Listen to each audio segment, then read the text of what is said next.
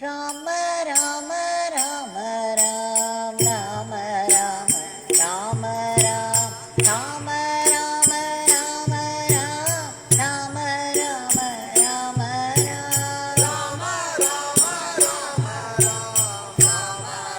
Rama Rama Ram Rama Rama Rama Ram Rama Rama Rama Ram Rama Rama Rama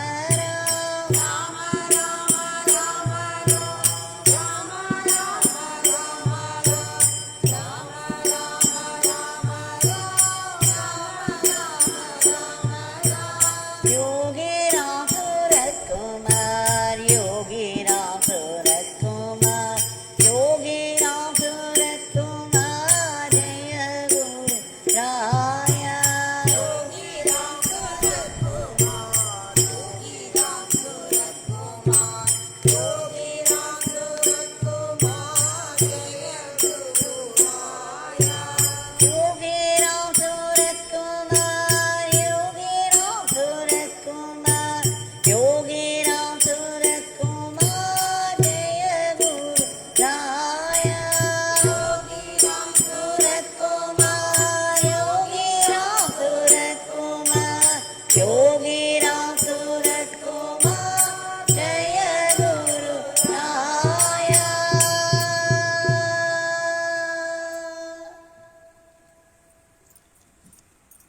भगवान श्री योगी रामसूरतकुमार की सर्वं योगी रामसूरतकुमारार्पणमस्तु.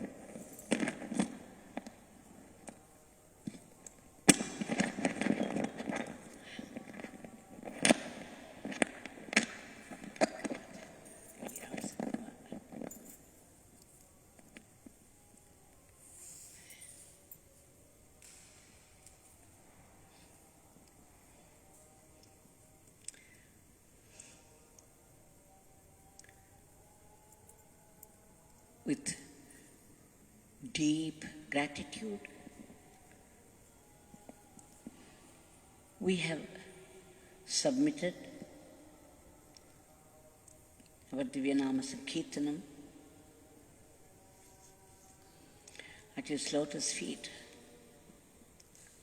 invoking a huge grace upon the world.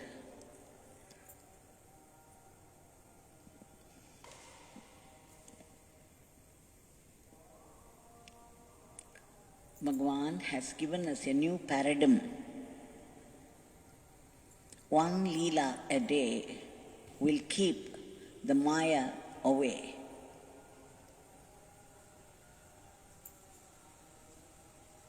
We shall see so many Leelas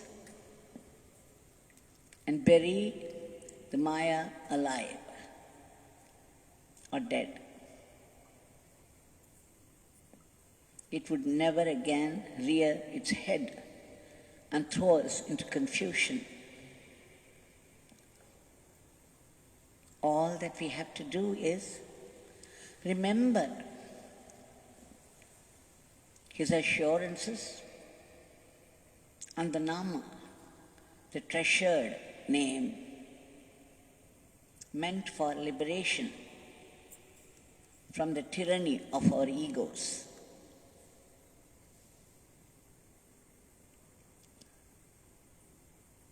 And continuous remembrance and chanting of His name, and rejoice in the glorious Leelas of this Kripa Samudram.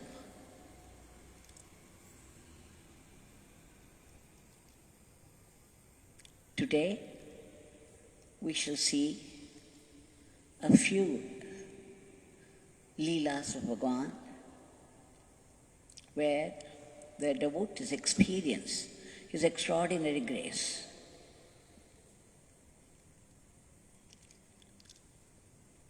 Sri Ramaswamy, we have been seeing some of his experiences.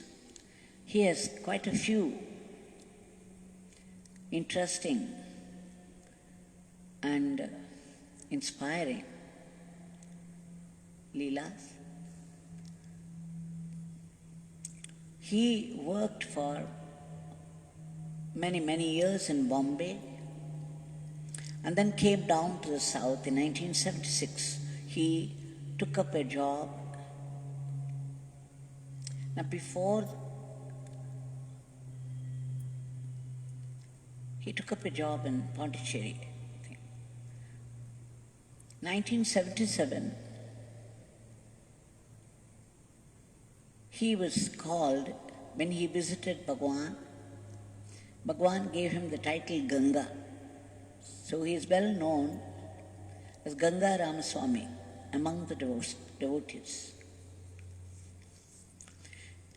It's only after Bhagwan gave him the name Ganga Ramaswamy, he got a job in Pondicherry, Ganga Vanishes. In 1978, he came to visit Bhagwan with a friend by name Ganapati. Now when Bhagwan was sitting with them, he kept on asking Sri Ramaswamy again and again about his father. Sri Ramaswamy said that his father was running a hotel. He never took these children out, even to a temple, because all the work to be done in the hotel were done by themselves. So they were kept busy. Neither did his father go visit any place, but oftentimes he was found uttering Gurunatha, Gurunatha. Then Bhagwan began to ask him who that Gurunatha was. Then Sri Ramaswamy said that when his father visited at the age of 16 Tirupunduriti,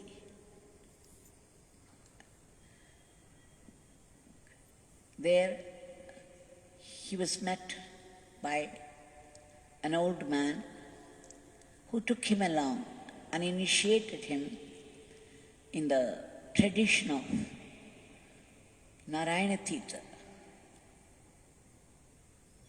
After that, his father began to hold on to the feet of his holy Guru. So all that he ever said was Gurunatha, Gurunatha.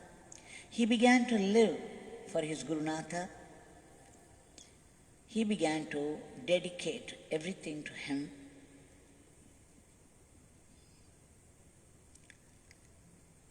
One day when the Aradhana of his Guru was to take place, his father decided to feed all the devotees. So he had gathered all those things used for cooking for the next day's feeding, including the plantain leaves, all the groceries, all heaped up in the hotel. And the next day was the grand occasion when everybody, every visitor would be fed. His father also had some enemies, people who were jealous of him. Unfortunately, they set fire to the hotel. Just imagine the next day was going to be the Aradhana day of his Gurunath, and he had gathered all the groceries, materials for the next day's feeding. And that night, it happened, somebody set fire, and the whole place started to burn. Tongues of flames rose into the sky. But his father was not disturbed. Such was his preparation of mind that all that he said was, okay, if all these groceries, everything, were meant for Agni Bhagwan's food, let him eat it. If it is my Gurunath's wish, let Agni Bhagwan eat it. If my Gurunatha wishes to feed people, his devotees, he will definitely protect them. It is his responsibility.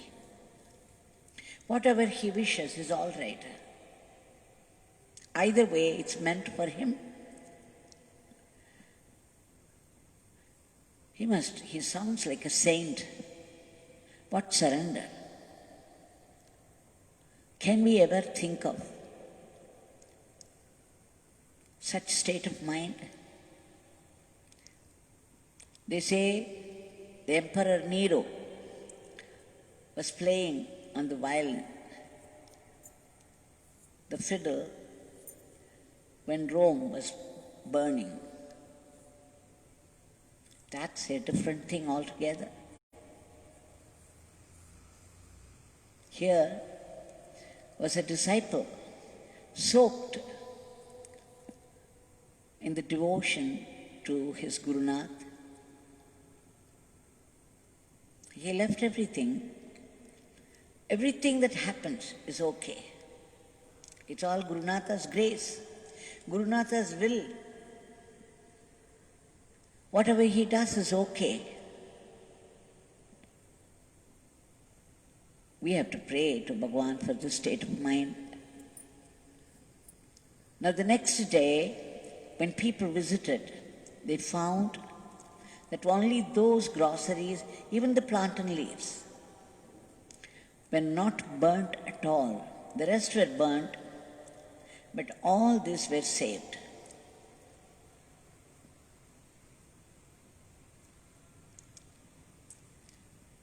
Such is the glory of devotion and faith in the grace of one's Guru. Bhagwan was very deeply touched by this story. And soon after that, Ramaswamiji was working in the paper mills in Mambakam, and the factory was near the border. It was between Kadalur and Pondicherry. It was the outer of Pondicherry. One day, in the middle of the night, they heard something like an explosion of a bomb. A terrible sound which shattered everything around. And then they had 4,000 tons of waste paper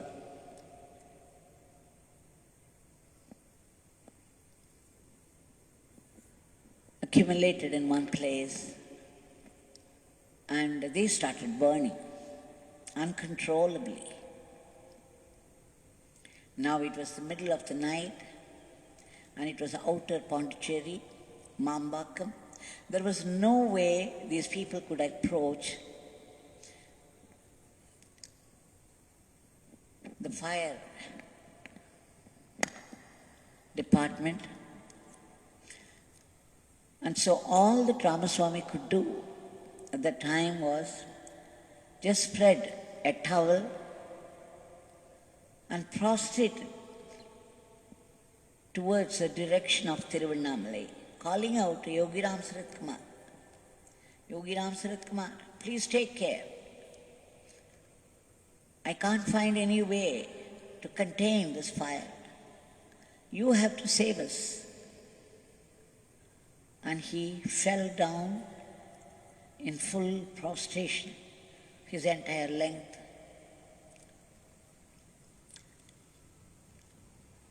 And soon the clouds gathered.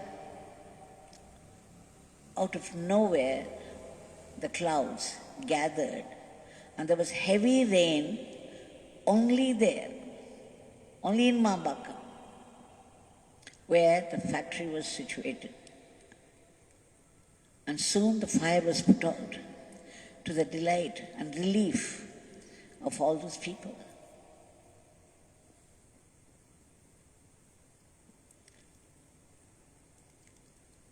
We do not know what is involved because family's father went through this kind of fire, and now the son.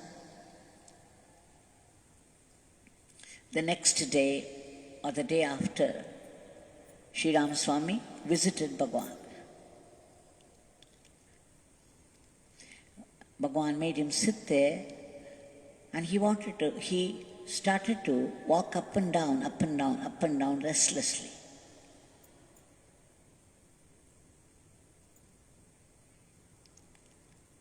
And then finally he told Sri Ramaswamy, which is food for our contemplation. He said, Ganga Ramaswamy, your father had darshan of Arunachaleshwara. You had darshan of Jambukeshwara. What did he mean?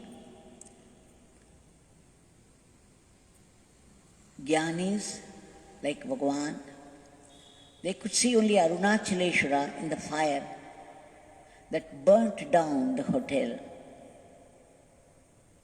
the means of his livelihood. And it was still Arunachaleshwara. Bhagwan would call it a blessing of Arunachaleshwara. And now when this happened to Ramaswamy's workplace, and when he appealed to the grace, the compassion of Bhagwan, there was heavy rain only there and nowhere else. There is a linga surrounded by water. This linga is called Jambukeshwara, Jambu. This is what Sri Ramaswamy has written, which means Bhagwan looked upon the fire as linga, Lord Shiva, and the heavy rain also Lord Shiva. They could see only Lord Shiva. Bhagwan could see only the divine and his will.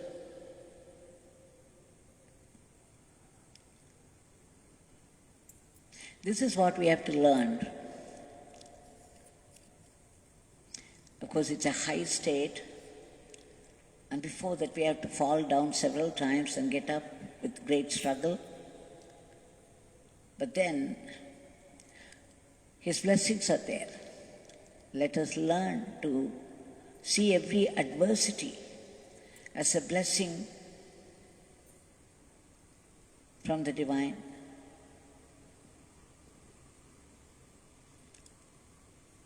Let us learn to see the fire as Arunachaleshwara, the rain as Jambukeshwara.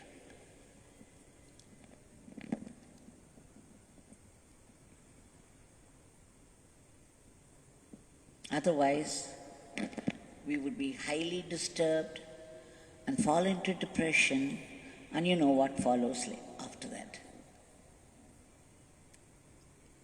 Whereas when we take something, any adversity, as a definite blessing from God, it will very soon prove itself to be a blessing, true to our anticipation, true to our hope and faith. It will reveal itself, how it is a blessing.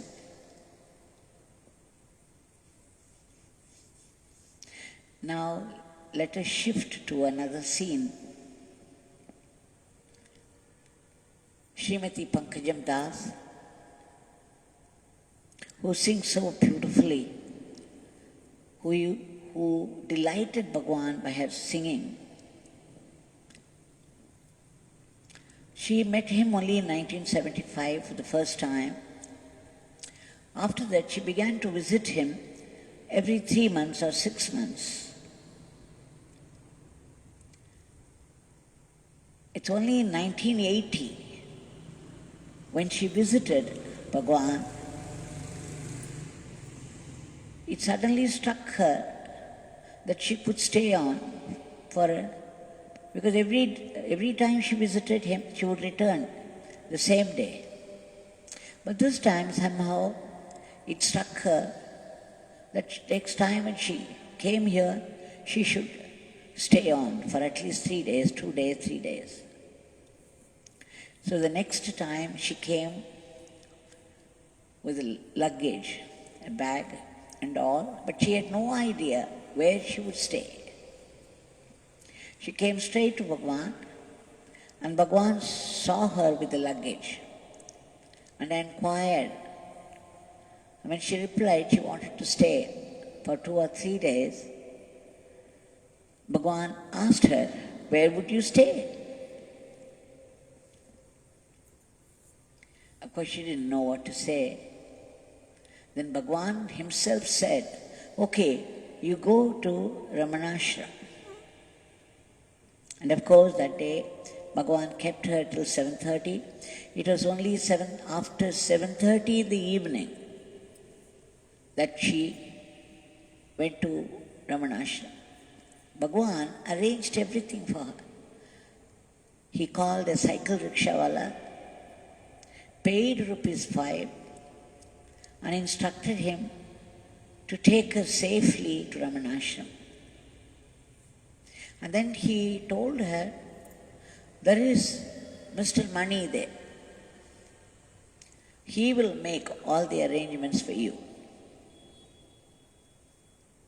He would help you there. You go and meet him." And sent her. When she arrived at Ramanashram, one man was standing there. Even before she opened her mouth, he said, "Oh, you have come. Though this is a time for food, so you can keep your luggage here. Let's go to the dining hall." He took her there. Afterwards, he would not allow her to talk. He just gave her a room and said, "You stay up. You stay in the room. We will talk tomorrow morning." He didn't ask her who she was, how she came to be there. And what was more, he readily, very hospitably, arranged for her food and accommodation. It's only the next day morning after the breakfast, she was called to the office, and there the same one was there, enquiring her. She said, "Yogi Ramsuratkumar sent me here. He told me to meet one Mr. Mani. Yogiji said that Mr. Mani would take care of me. He would arrange." Then the man who stood before her said, "Oh, did you meet him? Did he arrange everything nicely for you?" Said, "I do not know who Mr. Mani is, but you arranged everything nicely for me. Where is Mr. Mani? I would like to see him." And then that man replied, "I am that Mani."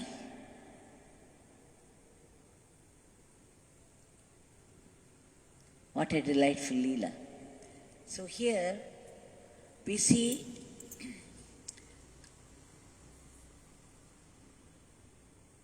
Pankajam Das celebrated this glorious grace of Bhagwan, the Leela of Bhagwan, saying, even before we reach a place, Bhagwan makes arrangement for our comforts. Now this Bhagwan would arrange for our comforts also in our life. It's not one time, one way karuna.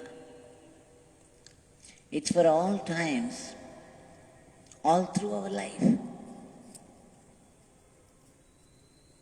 We just have to trust Him, trust His grace, and go with faith.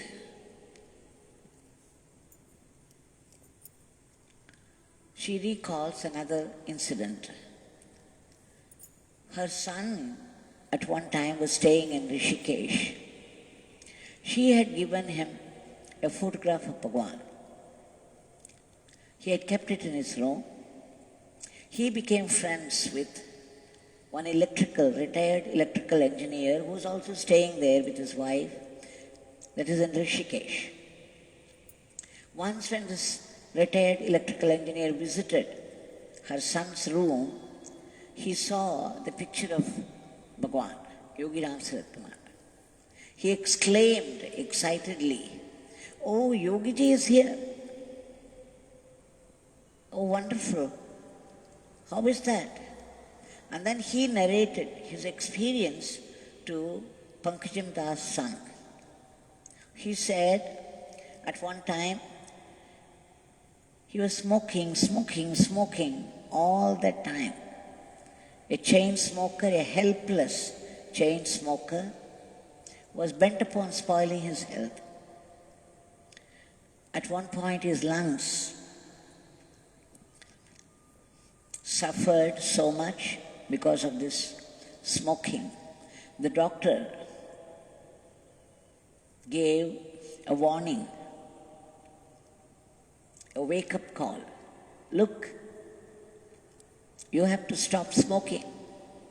This just will not do. And of course he tried and failed. And he would not listen to his wife, and it became a worry to his wife. She became very anxious. And they used to visit Yogi Ramsuratkumar Bhagwan in Thiruvanamalai. So one time the wife came alone and she begged Bhagwan. She said, "Swami, please stop this smoking for my husband. He just would not listen to me, listen to anybody. He keeps on smoking. His lungs are already affected." She begged him, and Bhagwan blessed her. After that, the next time, she came with her husband. Now Bhagwan very cheerfully welcomed them, seated them in front of him. And the first thing that he did was offer a cigarette to her husband. He said, "I know you have the habit of smoking. I would also like to smoke. So let's smoke together." And then he lighted his cigarette. He asked the electrical engineer also to light his cigarette. And they started to smoke. And Bhagwan interrupted and said, No, you give me your cigarette and you smoke my cigarette." He exchanged it with the engineer, and the engineer was very delighted that he was being rewarded. His wife was telling him all the time, stop smoking. And here, how generous of Bhagwan, he's asking me to smoke.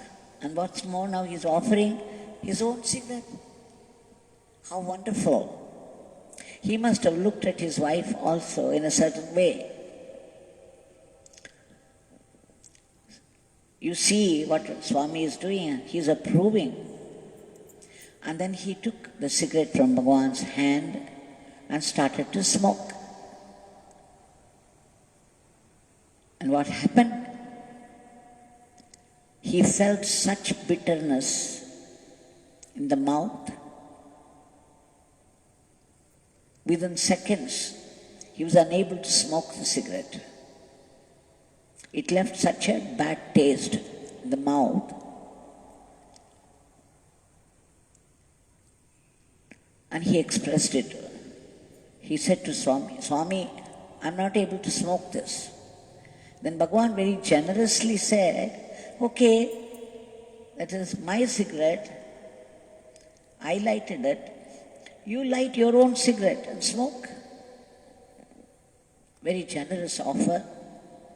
He was again delighted. The engineer, he looked at his wife, just see how Swami is indulging me.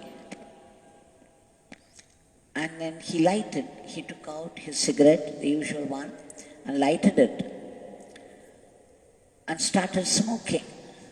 And again, he felt such bad taste in the mouth, he was unable to go on. He felt nausea. He just could not continue. And he just threw it down. Bhagwan smiled and probably exchanged a secret look with the engineer's wife. And after that, the electrical engineer could not smoke at all. He gave up smoking. So he ended the story saying, this Yogiji saved my life.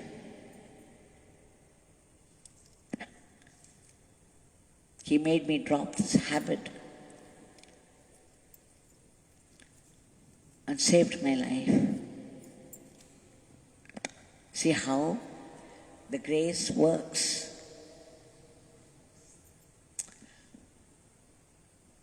Our compassionate Bhagwan. This is another scene. Srinivasa Varadan.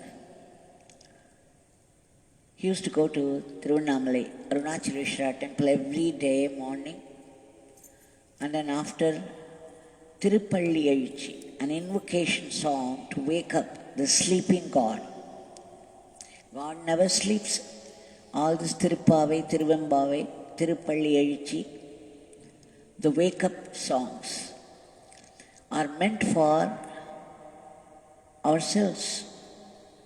The divine in us has been put to sleep because we indulge in Maya. This wake-up song is generally meant for us, though it is sung before the Lord with the assumption, with the bhava of waking up the Lord, the sleeping Lord, inside the sanctum sanctorum.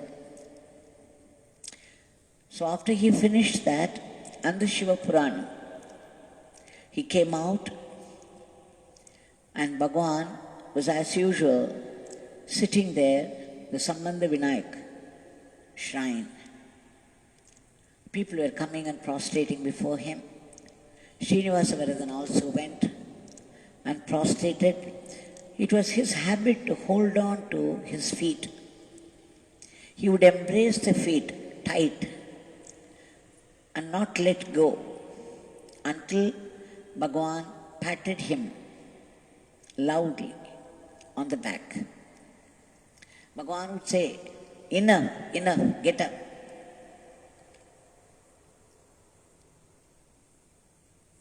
Once, I believe in the temple, one Jayaram Pujari suggested for the use of a loudspeaker when they sang those Shiva songs. So the next day, they started this loudspeaker singing, and Bhagwan became very disturbed. So when Srinivasa Varadan came to him and prostrated, holding on to his feet, Bhagwan gave him a very loud pat, rather very strong one. Get up. Now who played this Leela here, he said. What is this Leela? This loud singing by a loudspeaker. Who put it there? And then when Srinivasa Varada narrated, Bhagwan said, it has to be stopped. This temple, there must be silence here. And if any singing is done, it should be done without loudspeaker. And after that, when he went and reported it to the other pujaris, they stopped it. And then, of course, there are other stories. We shall stop at this. And this Bhagwan who helped people in different ways, in different situations, is here right in front of us with a smile, a beautiful smile playing upon his lips and hand raised in benediction. You may not be able to see the smile. We tried today to catch the smile in the phone, the Facebook. I do not know whether you are able to see the smile there, but he is definitely smiling here in front of us, very pleased with our Nama chanting. And he is, for sure, listening to these Leelas delightedly. Now to this Bhagwan, we shall submit today's prayers. Bhagwan, we appeal to you again and again for your immediate divine intervention to free this world from the clutches of this virulent virus and its variant and bring back normalcy to the entire world. And Bhagwan, there is panic in the hearts of people again because it's a new spread.